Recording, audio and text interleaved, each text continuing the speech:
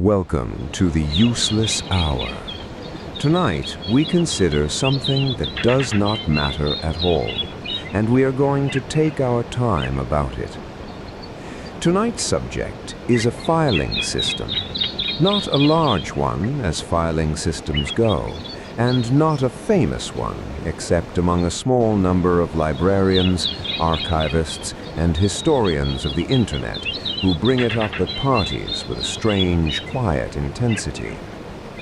It was housed for a time in Brussels, in a building that no longer exists in the form it once had, and it consisted at its height of something in the neighborhood of 12 million index cards, each one carrying a fragment of the world's knowledge, cross-referenced, categorized, and filed with the seriousness of a man who believed, genuinely, and for the whole of his working life, that everything known to humanity could be organized onto paper and made available to anyone who asked.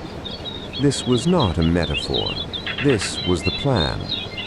We will spend the better part of an hour on it, and by the end, you will understand roughly how a search engine worked in the year 1912, using nothing but drawers, string, and an enormous amount of belief in the file card. You do not need to remember any of this. The man responsible was named Paul Otlet, and he was born in Brussels in 1868, the son of a wealthy Belgian businessman who had made his fortune in tramways. Which is to say that young Paul did not grow up needing to worry about money, and was free, as a result, to worry about something considerably stranger, the sheer, mounting, unmanageable quantity of information being produced by the modern world. He trained as a lawyer, as many restless 19th century intellectuals did when they had not yet found the thing that would actually consume them. And he practiced law for a period in the way that a man practices a hobby he does not care for, competently and without affection. What he cared about, it turned out, was bibliography, the science, if it can be called that, of describing and cataloguing documents. And he cared about it the way other men of his era cared about exploring unmapped rivers or climbing unclimbed mountains. Otlet looked at the accumulated written output of human civilization and experienced something closer to vertigo than curiosity, and he spent the following 40 years of his life trying to do something about it. To understand why a respectable Belgian lawyer would abandon a career for index cards, it helps to understand the world he was standing in. The final decades of the 19th century and the first decades of the 20th were by any measure a period of documentary explosion. National libraries were adding volumes faster than their own catalog systems could absorb them. New disciplines were being invented seemingly every year, each with its own literature, its own terminology, its own growing shelf of proceedings and transactions that no single human being could possibly keep up with. There was, by the early 1900s, already a recognizable and widely discussed anxiety about what we might now call information overload, the sense that the printing press, having spent 4 centuries being an unambiguous triumph of human progress, had begun to produce more than any mind could organize, and that something was being lost in the flood, not the information itself, which kept accumulating, but the possibility of finding it again. Otlet was hardly alone in noticing this, but he was almost alone in believing that the problem had a solution, and that the solution was structural, that if you built the right system with the right categories on the right physical medium, the entire accumulated knowledge of the species could be rendered searchable by anyone, anywhere, for any purpose.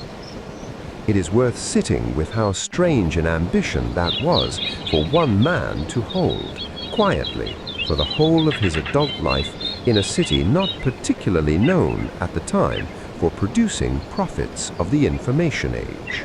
He did not do it alone, and this part of the story deserves its own attention, because his principal collaborator was a man of considerably greater public renown. Henri La Fontaine was a Belgian senator, a jurist, and an international peace activist, and in 1913 he was awarded the Nobel Peace Prize for his work promoting international arbitration and cooperation between nations, work that grew directly out of the same instinct that drove the cataloguing project, namely the belief that the world's problems, whether political or intellectual, could be addressed through better organization, better documentation, and better international coordination. La Fontaine and Otlet had met in the 1890s through their shared involvement in the international peace movement and in bibliographic societies, and they discovered in each other a rare and mutually reinforcing obsession. Both men were convinced that a catalogue of the world's knowledge was not merely a librarian's convenience, but a genuine instrument of peace, on the theory that better access to information freely shared across borders would reduce the ignorance and misunderstanding that produced conflict in the first place. It is a slightly touching irony of the story, one we will return to later in this account, that a project conceived partly as a bulwark of internationalist cooperation would eventually be caught directly in the machinery of a war it was meant, in some small idealistic way, to help prevent. But that is a matter for later. In 1895, the two men founded an organization with the almost defiantly bureaucratic name of the International Institute of Bibliography, and it was here that the actual work began. The ambition, from the very start, was total. Otlet and La Fontaine did not intend to catalogue a library or a discipline, or even a country's worth of publishing. They intended to catalogue everything. Every book, every journal article, every pamphlet, every fact that had ever been committed to print anywhere in the world, and to do it using a single unified classification system flexible enough to hold all of it at once. A system they would spend years refining, expanding, and revising, and which would eventually be adopted in modified form by libraries around the world long after its creators were gone. This was not cataloguing in the sense of making a list. It was cataloguing in the sense of building an instrument, a machine made of paper and careful decimal notation, capable of taking any question a curious person might have and pointing with reasonable precision toward every scrap of recorded human knowledge that might answer it. Otlet referred to what he was building at various points in his life in terms that sound almost unnervingly contemporary. He spoke of linking documents to one another, of allowing a reader to move from one fact to a related fact without having to know in advance where to look, of a kind of universal network of recorded thought. He was, in a manner of speaking, describing something a great many decades before anyone had a word for it, and we will spend a later part of this account on just how far that description reached. For now, it is enough to know that this is the man, and this is the world he stood in, a Belgian lawyer, restless in his profession, unnervingly patient in his obsession, backed by a Nobel laureate senator who believed in cataloguing the world as an act of peace, working in an era that had, for the first time in human history, produced more written knowledge than any institution knew how to hold. What they built next, out of paper, glue, and several million index cards, is where we turn our attention now. The system Otlet and La Fontaine built to hold this ambition was not at its foundation a filing cabinet full of miscellany. It was a language. They began with the decimal classification that the American librarian Melville Dewey had devised in the 1870s for organizing books on shelves, a system that sorted the world's knowledge into 10 broad classes and then subdivided each of those into finer decimal branches, so that a book might carry a number like 5 for the natural sciences, then 59 for zoology, then 599 for mammals, each additional digit narrowing the subject further. Dewey's system worked well enough for what it was built to do, which was to tell a librarian where a whole volume belonged on a shelf. But a book is a container for hundreds or thousands of individual facts, and Otlet's ambition was never to organize containers. It was to organize the contents. He wanted to reach inside the spine of a book, or a scientific journal, or a government report, and pull out the discrete claims and observations and data points that lived there, so that each one could stand on its own, findable and connected to every other fact that bore on the same question, regardless of which book it happened to have been printed in. To do this, he and La Fontaine took Dewey's decimal skeleton and grafted onto it a set of what they called auxiliary signs, a grammar of punctuation marks that let the plain numbers be combined, qualified, and related to one another in ways Dewey had never intended. A colon could join two subject numbers to express a relationship between them, so that the classification for, say, the geology of a particular region could be built by joining the number for geology to the number for that place. Parentheses could append a place code, so that any subject could be pinned to a location on Earth. Quotation marks could append a date or a span of time. Other marks could indicate the language a document was written in and specify its form, whether it was a table, a map, a biography, a bibliography. In principle, and to a remarkable degree in practice, this meant that a single string of numbers and symbols could encode not just a topic, but a topic inflected by place, time, language, and form all at once. A compressed sentence written in digits that a trained cataloguer in Brussels could read as fluently as prose. This was the universal decimal classification, and it was, in its way, an attempt to build a universal grammar for facts themselves, one that did not care what language the original source was written in or what discipline had produced it, because underneath the words, every piece of knowledge could be reduced to a coordinate in the same vast decimal space. Having built a language for knowledge, Otlet needed a physical vessel small enough and mobile enough to carry a single fact at a time, and he settled on the 3x5-inch index card, the same dimensions already used by a number of contemporary library catalogues. A choice of size that was practical rather than symbolic, but which he came to regard as one of the most important decisions of the entire enterprise. He wrote about the card with something close to tenderness, describing it as a unit that liberated information from the tyranny of the bound book. A book, once printed, fixes its sentences in a permanent sequence, chapter following chapter, in the order the author chose, and a fact buried on page 400 stays buried there, reachable only by a reader willing to search the whole volume or trust an index compiled by someone else. A card holding a single fact has no such loyalty to sequence. It can be pulled from one drawer and refiled in another. It can be copied and placed in two places at once, cross-referenced under a second heading without disturbing the first. It can be inserted between two existing cards the moment a new discovery falls between them chronologically or thematically, something a printed page can never do once the type has been set.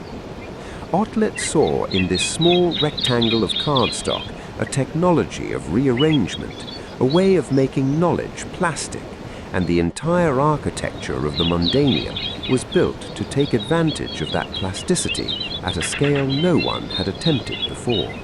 That scale, once it is described plainly, is startling. The Mundaneum occupied room after room in Brussels, First in the Palais du Cinquantenaire, lined with steel filing cabinets, standing in ranks like shelving in a warehouse, each cabinet divided into drawers, each drawer packed edge to edge with cards standing on their sides so that a clerk could flip through them the way one flips through a card catalogue in a library, except that this catalogue did not point to books on a shelf elsewhere. It was, increasingly, the destination itself. By the 1930s, the cards numbered past 12 million, each one bearing its UDC notation, each one representing a single classified fact or reference, and behind those drawers worked a staff of clerks and catalogers whose daily labor was the quiet, repetitive work of reading incoming material, extracting what mattered from it, assigning it a notation, and filing it correctly among the millions of cards that had come before. The material they processed was not limited to books. Newspaper clippings were cut, mounted, classified, and filed alongside excerpts from academic journals. Photographs were catalogued by subject the same way a fact might be. Even three-dimensional objects were brought into the system in some form, treated as documents in their own right, evidence to be classified rather than curiosities to be displayed. The effect, walking through those rooms, must have been closer to walking through the stacks of a specialized archive or the back office of a patent bureau than through anything resembling a public library, a vast, quiet machine of paper and steel, operated by patient hands. What held all of this together, and what made it more than an oversized filing system, was the philosophy Otlet gave it, one he called documentation, and which he treated not as a clerical technique, but as something closer to a new science of knowledge itself. The premise of documentation was that the book, for all its reverence it had accumulated over centuries, was in fact an obstacle to knowledge as much as a vehicle for it. Because a book bundles its facts together in an order fixed by one author's argument and one moment's printing, and that bundling is largely an accident of how the material happened to be written down, rather than a reflection of how the facts actually relate to one another in the world. Otlet's conviction was that if knowledge could be broken apart from its original bindings, reduced to its smallest useful units, and reassembled according to a shared classification that respected only the true relationships between facts rather than the incidental order of a table of contents, then something new would emerge, a body of knowledge that could be searched, cross-indexed, and recombined in configurations no single author had ever intended or even imagined. A fact about a mineral deposit in one country could sit near a fact about mining law in another, and a fact about metallurgical chemistry from a third, not because any book had ever placed them together, but because the classification itself recognized that they belonged together.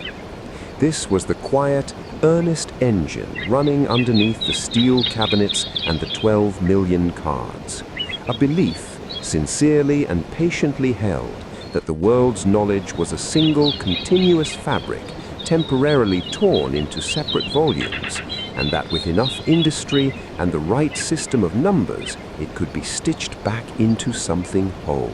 The Mundaneum was not simply a warehouse of paper, static and waiting.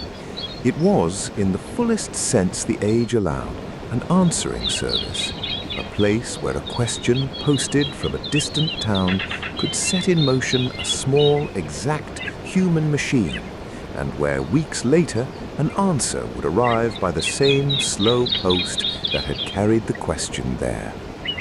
This is one of the least understood truths about Otlet's institution, and one of the most quietly astonishing, because the Mundaneum did not merely classify the world's knowledge for its own sake, it made that knowledge available, on request, to anyone who thought to ask.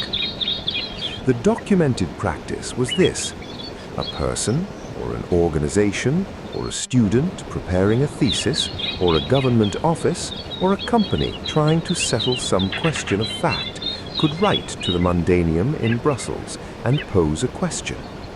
The range of who wrote in was wide, spanning private researchers with a narrow scholarly puzzle to solve, industrial firms wanting to know the state of some technical literature, and public bodies seeking a summary of what was known on a given subject. The letter would describe what was wanted, sometimes narrowly, sometimes broadly, and it would be entrusted to the post to travel however many days it took to reach the Palais Mondial, and then it would wait its turn among the other letters that had arrived that week and the week before, each one a small errand entrusted to strangers who had never seen the person asking. Once received, a query became a task for the staff who worked among the cabinets, and what those staff actually did deserves a slower look, because the word clerk undersells the skill involved. A member of that team would read the request and begin the work of translating a human question phrased in ordinary language into the language the card catalogue actually spoke, which was the notation of the universal decimal classification, already established as the master key to the whole collection. This was not a trivial hop. A question about, say, the regulation of a particular trade, or the history of a particular region's agriculture, or the technical literature on a particular process, had to be broken down into the classification's own logic before anyone could go looking for it. And doing that translation well was itself a form of expertise learned through long familiarity with how the system carved up the world.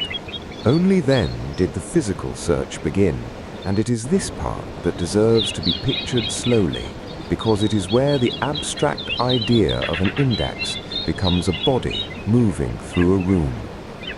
The clerk would leave the desk and walk the aisles between the banks of cabinets, each one holding drawer after drawer of cards standing on their edges in long grey ranks, and would find the drawer or drawers that the classification number pointed to. The drawer would be drawn open, and there would be that particular sound, a soft, heavy roll of wood and metal, followed by the papery hush of thousands of cards pressed edge to edge. The clerk's fingers would walk along the top edges, tilting a section forward, fanning a run of cards just enough to read the guide words, then letting them fall back into place, over and over, moving deeper into the drawer's alphabet or numbering until the right run of cards presented itself. Sometimes one drawer was enough, often it was not, and the search became a walk to another cabinet entirely, because the true power of the arrangement was that a single fact rarely lived in only one place. This is where the cross-referencing earns its importance, and where the comparison to a modern search engine begins to feel less like a flourish and more like plain description. A card describing some event, some invention, some person's work was not filed under a single heading and left to be found only by those who thought to look there, because the classification allowed a subject to be qualified by place, by time, by relation to other subjects, and because the staff maintained the cross-references between related entries, a single fact could be reached by more than one road. Someone might arrive at the same underlying material by starting from an idea, or from a geographical place, or from a date, or from the name of a person connected to it, and the system was built so that each of those starting points led, by its own route, back to the same evidence. A researcher asking about a subject in one country could be led sideways to related material filed under a different heading entirely, discovered only because the cross-reference existed to carry the search there. This is, in essence, the same principle by which a modern query can surface a relevant page through many different words and phrasings that all point toward the same underlying content, except that here The pointers were paper slips, and the leading was done by a human hand rather than by silent electronic reckoning. Once the relevant cards had been located, the compiling began, and this too took real judgment, because the answer sent back to a correspondent was rarely a single card copied out. More often it was an assembled response, a set of bibliographic references pointing to where the fuller answer could be found, or, depending on the nature of the request, a compiled digest drawn from what the cards themselves recorded, arranged into something a person unfamiliar with the classification could actually read and use. The staff were, in this sense, performing a kind of synthesis on the reader's behalf, taking the scattered, cross-filed fragments the system had yielded and turning them into a single coherent reply. It is documented that this service did not operate purely as a charitable convenience. There was a fee-based arm to the operation, a bureau in the honest sense of that word, a functioning office that would undertake research on request for payment in addition to whatever it offered free of charge to more casual or scholarly inquiries. The precise schedule of charges and how they varied by the complexity of a request is not the kind of detail that survives in exact and reliable form, and it is more honest to describe the general shape of the practice than to invent a number that sounds precise but is not known. What can be said plainly is that the Mundaneum functioned for a portion of its life as something the 20th century did not yet have a proper name for, an office you could write to with a question about nearly anything, trusting that somewhere in Brussels a stranger would go looking on your behalf. And then came the waiting, which was its own feature of the process, not an inconvenience outside it. A question sent by post might take days to arrive. The search itself, depending on its difficulty, might take further days, as a clerk moved from cabinet to cabinet, cross-reference to cross-reference, before the material was assembled and written up. Then the reply had to be posted back to make its own journey across whatever distance separated the correspondent from Brussels. The whole transaction, question to answer, might occupy the better part of a week or considerably longer, an interval that today would register as an outage, but which at the time was simply what the mechanics of postal knowledge retrieval required, and which those who used the service accepted as the ordinary price of an answer. Seen whole, the sequence is unmistakable in its shape. A query arrives from outside. It is translated into the terms an index understands.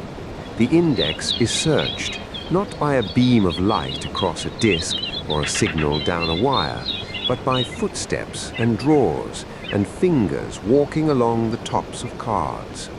The relevant fragments, scattered across the collection, but bound together by cross-reference, are gathered and compiled into a single answer. That answer is sent back out to the person who asked. It is the structure of a search engine, arrived at by paper and patience, decades before any machine existed that could do the same work in a fraction of a second.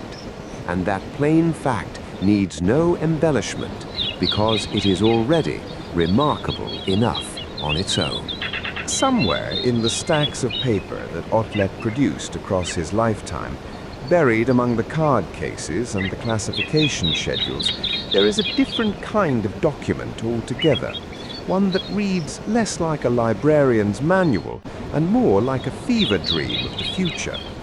It appears most fully in a book he published in 1934, a dense and sprawling work called the Traité de documentation, in which Otlet tried to lay out in exhaustive and almost obsessive detail everything he believed the science of organizing knowledge could eventually become. Most of the book concerns itself with the practical matters the rest of this story has already dwelt on, the classification codes, the card formats, the rules for abstracting a document down to its essence. But tucked into its pages, Otlet allowed himself to imagine something considerably stranger, something that had no working model anywhere in the world in 1934, and that he could describe only in the halting, provisional language of a man inventing vocabulary as he went. What Otlet imagined was a network. He called it, in French, a réseau, a web of connections linking a desk in one city to the vast holdings of the Mundaneum in Brussels, so that a person sitting far away in another country entirely could summon a document, an image, a fragment of recorded knowledge, and have it appear before them without ever traveling to see it in person. He pictured a desk equipped with something like a screen and some means of instantly retrieving and displaying whatever record was needed, all of it wired into a network built on the telegraphic and telephonic infrastructure of his day, the wires and relays and switching exchanges that were, at the time, mostly used for sending brief coded messages and voices across distances, not documents, not images, not anything resembling the full texture of a book or a photograph. Otlet took that existing infrastructure and asked what it might become if it were pushed far past its current purpose, if it were harnessed not for a single telegram or a single phone call, but for something closer to universal access, a way of placing the entire accumulated record of human knowledge within reach of anyone, anywhere, at the moment they needed it.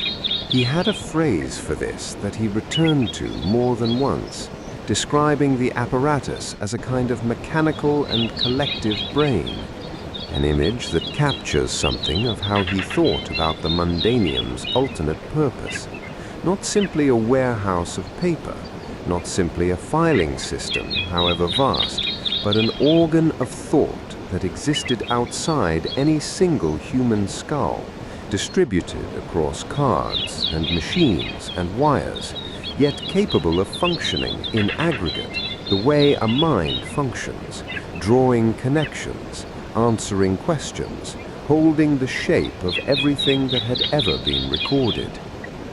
It was a strange thing for a man to propose, using the vocabulary available to him in the early 20th century, when the electronic computer did not exist, when television was a laboratory curiosity rather than a household object, when the very idea of a screen displaying retrieved information on command belonged nowhere in ordinary experience.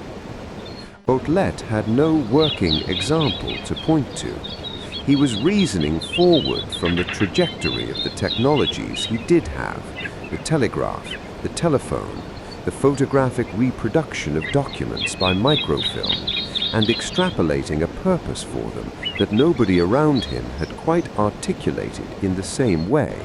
It is worth pausing on how thoroughly speculative this was, because the temptation, looking back, is to treat Otlet as though he had glimpsed some blueprint of a machine that was later built to his specifications. He had not. He had no computers. He had no screens capable of displaying anything, let alone retrieved documents.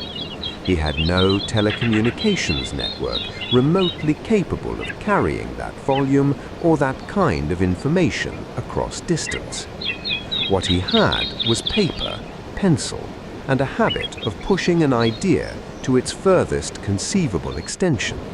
And the réseau existed only in his writing, a proposal, a vision, a shape sketched in words for something that the technology of his era could not remotely support.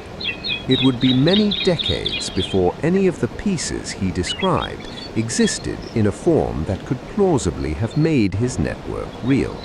Otlet's ambitions extended beyond the page in one other direction, and this part of the story does have a physical footprint, however incomplete it turned out to be.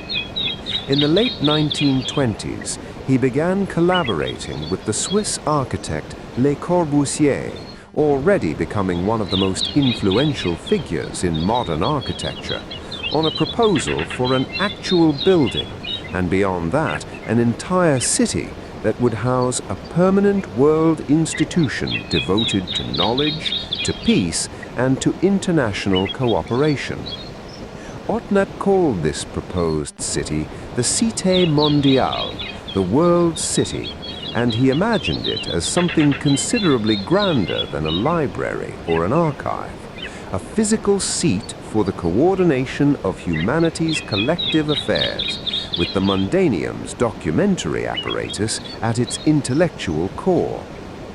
Otlet and Le Corbusier drew up plans and proposed the World City for a series of possible locations, including Geneva, which was at the time home to the League of Nations and seemed to Otlet a natural site for an institution devoted to global cooperation, and later locations in Belgium as the Geneva prospects faded. None of these proposals were built. The World City never rose on any of the sites Otlet proposed for it, and it survived only as architectural drawings and as models and as the record of two men's correspondence and ambition. The closest Otlet came to a physical realization of his larger vision arrived in 1935, when a version of the Mundaneum's holdings and displays found a temporary home within the pavilions of the Brussels International Exposition, a World's Fair that gave visitors a fleeting, contained glimpse of what Otlet meant by all his talk of an organized world, before the exposition closed and the display came down. It is only in more recent decades, with the arrival of computer networks and hypertext systems, and eventually the World Wide Web, that historians of technology and information science began to look back at what Otlet had written and notice how closely its shape resembled the thing they were now living inside. The information scientist and journalist Alex Wright, in his 2014 book Cataloguing the World, made this case at length and with considerable care, arguing that Otlet had, working entirely without computers or electronic networks, arrived independently at something recognizably like the conceptual architecture of hypertext and networked information retrieval, decades before anyone else had put comparable ideas into comparable words. The chronology is worth laying out slowly, because it is the chronology that makes the claims startling rather than merely nostalgic. Otlet's Traité de documentation appeared in 1934. It would be another 11 years until 1945 before the American engineer Vannevar Bush published his own influential essay, As We May Think, describing a hypothetical desk-sized machine called the Memex that would let a user store and instantly retrieve any book, record, or communication and follow associative trails between them, an essay that is often credited, quite reasonably, as one of the conceptual ancestors of hypertext. It would be roughly 2 more decades beyond that, into the 1960s, before the technologist Ted Nelson coined the actual word hypertext to describe non-linear linked digital text. And it would be decades further still, not until 1989 through 1991, before the physicist Tim Berners-Lee, working at CERN, built the actual protocols and software that became the World Wide Web, the first working public instance of anything resembling what Otlet had sketched in prose 57 years earlier. None of this means Otlet built the Internet, or anticipated its engineering, or deserves to be remembered as some unacknowledged inventor robbed of his due credit. He built none of it. He had no path from his cards and his network diagrams to any working machine, and he never claimed otherwise. What he left behind were proposals, visions set down on paper by a man reasoning about where the tools of his era might eventually lead, not descriptions of anything that existed. What makes the réseau worth dwelling on is something quieter and, in its way, more affecting than a claim of priority. The image of a Belgian bibliographer sitting in an office lined with index cards decades before a single computer had been built, sketching by hand the rough outline of a network for delivering the world's recorded knowledge to anyone, anywhere, on demand, using nothing but his imagination and the wires already strung between cities for entirely other purposes. Even in its most confident years, the Mundaneum had never quite found solid ground beneath it, and by the 1920s that unsteadiness had begun to show plainly. The great collection of index cards, the millions upon millions of small paper rectangles onto which Paul Otlet and his collaborators had tried to compress the accumulated knowledge of the world, needed something that proved harder to secure than any idea Otlet ever had. A building willing to hold it, and a government willing to pay for the privilege of housing it. Brussels gave what it could, but what it could give was never quite enough and never quite permanent. The institution shifted from one set of rooms to another as the years passed, each move a small defeat dressed up as a fresh start, each new address a little further from the center of things than the last.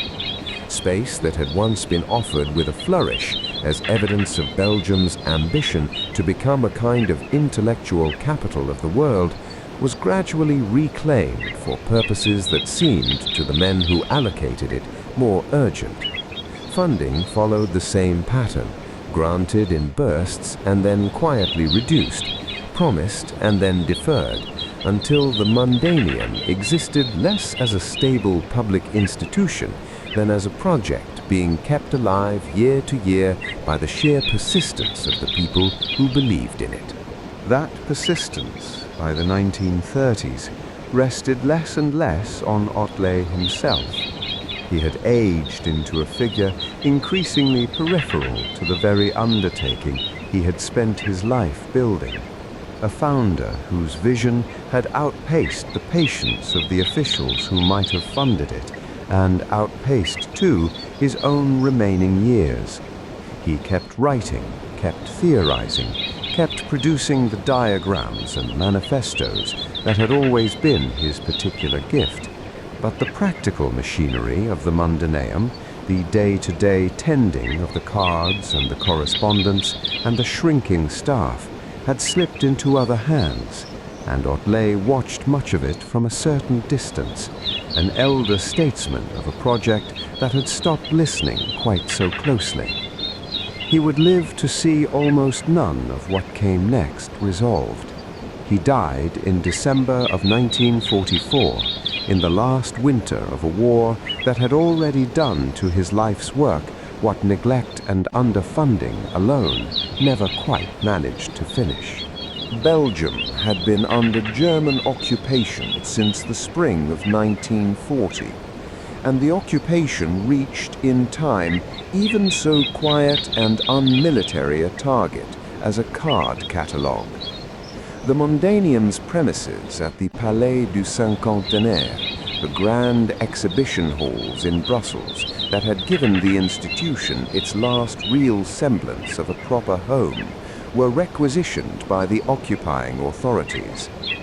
What happened to the collection inside those halls afterward is a matter that history records with less precision than one might hope, and it deserves to be told with that same absence of false certainty, rather than with more confidence than the evidence supports. The account most often repeated is that German authorities cleared the space to make way for an exhibition of art favored by the Nazi regime, art of the kind the regime wished to promote in the territories it controlled, and that the Mundaneum's holdings were displaced to accommodate it. This is the version that has passed down through most later retellings, and it may well be substantially accurate, but it is worth holding it as the standard account rather than as an established fact beyond dispute, because the surviving documentation of exactly what was ordered, by whom, and in what sequence, is thinner than the story's frequent retelling would suggest. What is far less in doubt is the outcome. Whatever the precise mechanism, whatever combination of requisition and clearance and simple wartime disregard was responsible, the practical result was the same, and it was severe. A collection that had once numbered by various estimates somewhere between 12 and 16 million cards, an archive built card by card over decades by people who believed they were constructing something permanent, was broken apart. Some of it was destroyed outright. Some of it was scattered to storage that had never been intended to hold it and was never adequate to the task. Damp rooms and crowded basements, and whatever space could be found for boxes nobody in authority had time to think about. Some of it simply disappeared from any record at all, its fate unknown because no one troubled to keep an account of it. The ordering that had been the entire point of the enterprise, the careful classification that let a single fact be found among millions through Otlet's system of numbers and cross-references, could not survive being poured out of its cabinets into crates. Order, once lost at that scale, is not something that puts itself back together. For decades afterward, the remains of the Mundaneum sat in that condition, forgotten in the plain sense of the word, not commemorated as a ruin or mourned as a loss, but simply left, boxes of disordered cards in storage that no one had designed for the purpose and no one was tasked with improving. The funding that might have paid for a rescue had vanished along with the government support that had never been generous to begin with. The founder, who might have advocated for its recovery, was dead and had been marginal to the institution's fate for years before that. The staff, who had once known the logic of the system, who could have looked at a given card and understood at a glance where it belonged and why, aged and dispersed and were not replaced, so that the accumulated expertise required to make sense of the collection thinned out year by year until there was almost no one left who could look at the surviving material and recognize what it represented. What had been, in its founder's imagining, a kind of universal brain for humanity, a single index through which any fact in the world might, in principle, be located, became instead a quantity of paper of uncertain extent, housed in conditions unfit for it, valued by almost nobody, understood by almost nobody, its significance invisible to anyone without the specific knowledge required to see it. There is a particular kind of sadness in that outcome, quieter than the sadness of a building bombed or a library burned in a single dramatic night, because nothing so clean or so legible happened to the Mundaneum. Its end came instead as a slow attrition that had been underway long before the war gave it a final, decisive push. An institution starved gradually of money and space and attention until the occupation supplied the last blow to something already weakened past the point of easily recovering. A life's obsessive work, the labor of a mind that had genuinely tried to imagine how knowledge itself might be organized so that it could serve everyone rather than sit locked away in scattered libraries, was reduced to disordered boxes in inadequate storage, its purpose illegible to the handful of people who might come across it, its scale barely rememberable even in outline. For a very long stretch of years afterward, that is where it stayed, in the dark, uncounted, waiting without any expectation of being found. Between the years when the Mundaneum's cards had been scattered by war and the eventual telling of what became of them, stretched a much longer and quieter interval than the destruction itself, one that receives far less attention in most accounts, but which shaped everything that followed. What survived the occupation did not pass smoothly into the hands of careful custodians. It passed instead into a kind of institutional limbo, shifted from one inadequate space to another across Brussels in the decades after the war, kept in buildings that were never designed to hold paper at that scale or for that long. Visitors and researchers who did track down the remains in these years described conditions that would make any archivist wince.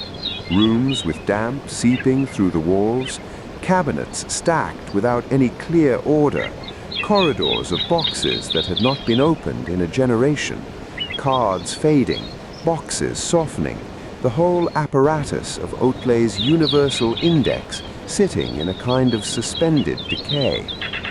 There was, for much of this period, no dedicated staff, no conservation budget, no plan. The material was not being actively destroyed, but it was not being protected either, and in an archive built from paper, humidity and neglect can do almost as much damage as fire, only more slowly and less dramatically. For a long stretch of the mid-20th century, almost nobody outside a small circle of librarians, bibliographers, and a handful of Belgian civil servants had any reason to think about what remained of the Mundaneum at all. Otlet himself had died in 1944, not long after the worst of the occupation-era losses, and with him went much of the immediate institutional memory of what the collection had once been meant to do. The wider world of post-war reconstruction had other priorities, and the history of documentation as a discipline was not yet a subject anyone was writing dissertations about. The cards sat, literally and figuratively, in the dark. It would have been easy for this to be the end of the story, an ambitious, half-forgotten paper machine built by a man who had died believing his life's project had failed, quietly rotting in storage until someone eventually decided the space was needed for something else and cleared it out. That this did not happen owes less to any dramatic act of rescue than to the slow, unglamorous persistence of a few people who kept the material from being thrown away, and to the eventual arrival of a generation of scholars who were prepared to look at it seriously.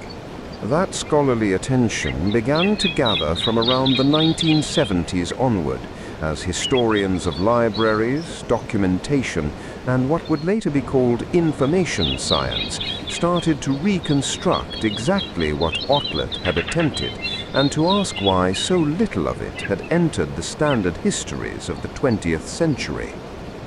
Chief among these early researchers was the Australian scholar Ward Boyd Raywood, whose sustained archival work on Otlet's papers, culminating in a landmark study of his career published in the mid-1970s, did more than perhaps any other single body of research to pull Otlet out of obscurity and place him within a recognizable lineage of thinkers concerned with organizing the world's knowledge.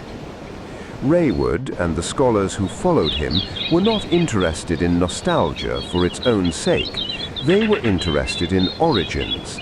As the 20th century moved toward computing, database design, and eventually networked information systems, a small number of historians began to notice how much of what Otlet had proposed decades earlier, the universal classification, the linked and cross-referenced cards, the vision of information retrievable at a distance, anticipated ideas that were now being treated as thoroughly modern. This recognition did not happen quickly, and it did not happen loudly. It accumulated across journal articles, conference papers, and the patient cataloguing of what remained of the archive, gradually building the case that Otlet deserved to be read not as an eccentric footnote, but as a serious forerunner of the field. By the final decades of the century, the Mundaneum had gone from being an embarrassment nobody quite knew what to do with, to being recognized, at least within academic circles concerned with the history of documentation, as one of the more remarkable intellectual projects of the early 20th century. That recognition eventually translated into something more permanent. In 1998, after years of negotiation among Belgian archivists, historians and regional authorities, a proper home for the surviving collection opened in the city of Mons, in the French-speaking south of Belgium, in a building that had begun its life as a department store before being converted for its new purpose. The choice of Mons was itself part of a broader effort by the city and the surrounding Wallonia region to establish cultural and heritage institutions there, and the Mundaneum found its place among them as a dedicated archive and museum built specifically to house what remained of Otlet's life's work. The scale of what moved into that building was, even in its reduced state, considerable. By the institution's own description, the surviving material occupies several kilometers of shelving, a phrase that gives some sense of the physical mass of paper still in existence, even after everything that had been lost to seizure, storage, and the slow erosion of decades of neglect. The collection has since been formally recognized as part of the protected documentary heritage of Wallonia, a status that carries with it an obligation of conservation and public accountability that the material had never previously enjoyed in all the years it sat forgotten in Brussels. What a visitor finds inside the Mons building today is by design a place that tries to make Otlet's vision physically legible, rather than simply telling visitors about it in the abstract. There are reading rooms where researchers can consult surviving documents under proper archival conditions, a marked change from the damp storage of the post-war decades. There are preserved card cabinets, drawers of the small standardized index cards that once formed the backbone of the universal bibliographic repertory, arranged so that visitors can see for themselves the physical unit on which Otlet's entire system depended, thousands upon thousands of them, each one a single fragment of the vast catalogue he had once hoped would eventually describe the whole of recorded knowledge. Exhibits walk through the classification scheme he and his collaborator, Henri La Fontaine, devised, showing how a single decimal notation could, in principle, situate any piece of information in relation to any other. Other rooms address Otlet's biography directly, his years of correspondence and organizing, his internationalist convictions, and the more visionary side of his thinking, the proposals that reached towards something like a networked desk of knowledge long before the technology existed to build one. The museum does not pretend that what it holds is complete.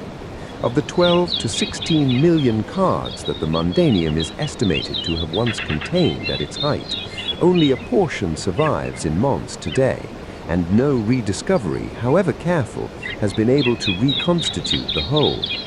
What the institution offers instead is something more modest and, in its way, more honest.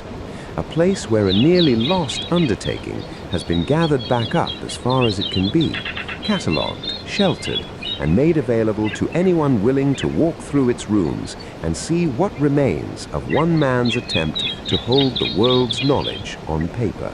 In the year 2013, more than 7 decades after Paul Otlet's death in a nursing home outside Brussels, a very different kind of institution took an interest in the small city of Mons and in the boxes of cards that had been quietly gathering dust there. The Mundaneum, the museum and archive that now houses what remains of Otlet's life's work. The money went toward new gallery space, restoration of fragile documents, and improvements that allowed the institution to properly receive visitors and researchers, rather than simply store what it held. It was not a small or symbolic gesture. It was a real infrastructure investment made by one of the wealthiest technology companies in the world into a converted department store in a mid-sized Belgian city that most people, even most Belgians, would struggle to place on a map. What makes this more than a matter of corporate philanthropy is what Google's own representatives said about why they were doing it. In public remarks and official statements around the time of the renovation, figures speaking for the company, including senior figures within it, described Paul Otlet in terms that were strikingly direct. They called him a forgotten forerunner of the search engine. They drew an explicit line between his attempt to catalogue and cross-reference the whole of human knowledge on paper index cards and their own company's attempt to do something recognizably similar, at a scale he could never have built, using tools he could not have imagined, but aimed in a way that is difficult to dismiss as coincidence at the same underlying problem. Google's own mission statement, to organize the world's information and make it universally accessible and useful, was placed by the company itself in a lineage that runs backward through the decades to a man cutting slips of paper by hand in an office in Brussels before the First World War. There is something worth sitting with in this, not as an ironic twist to be pointed at and laughed off, but as a plain historical fact with several layers folded into it. A company built on electricity, on server farms, on algorithms that index the internet in fractions of a second, chose to reach backward and formally honor and to pay for the physical preservation of the paper remains of a man who had tried to do the same job with none of that.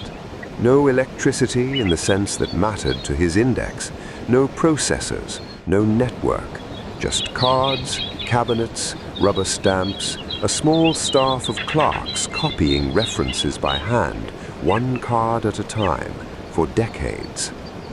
The thing Otlet built and the thing Google built are separated by every technology that makes the modern internet possible. And yet the company that owns perhaps the most famous search engine on Earth looked at his cabinets and saw, unmistakably, an ancestor. It is worth being precise about what this involvement was and was not. Google did not absorb the Mundaneum, did not take ownership of its collection, and did not rewrite its history to make the connection more flattering than the facts support.